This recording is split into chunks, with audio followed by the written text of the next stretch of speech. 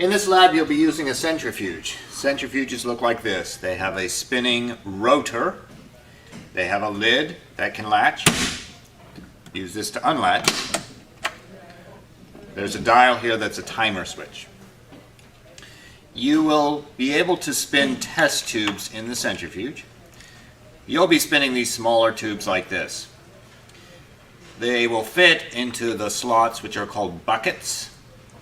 However, you can never spin just one tube. As this were to spin, the forces would become unbalanced and your centrifuge would wobble, shake, rattle. We would be able to hear it from across the room. So whenever you spin tubes in the centrifuge, they need to be balanced with an equal mass opposite them. So to do that, I would take a spare tube and I would add water until they look similar in volume, which would mean similar in mass.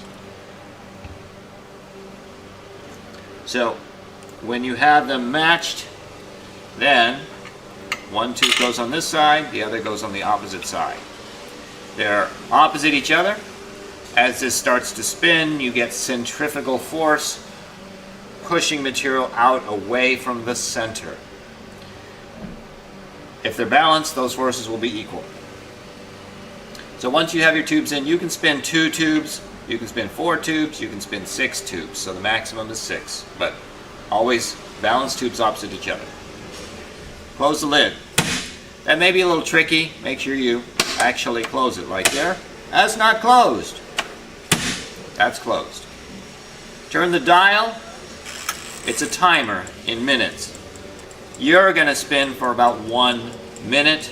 But it's hard to put 1 minute on the timer. So I put it up at 5 minutes, and I'll just use my hand timer to say that's about 1 minute.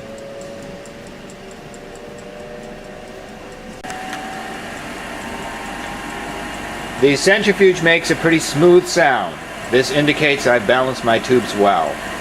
If it were rattling, then I have to stop immediately and balance my tubes correctly.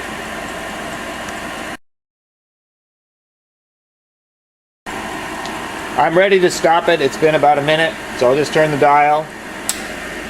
You can hear it click. You can hear it start slowing down. The instructions are to not open the lid until rotation has stopped. I'm going to break that rule so you can see the spinning inside. If I were to touch that, I could get hurt. It's spinning pretty fast. So the safe thing to do is do not open lid until rotation is stopped. So now rotation has stopped. To remove the test tubes, easily done.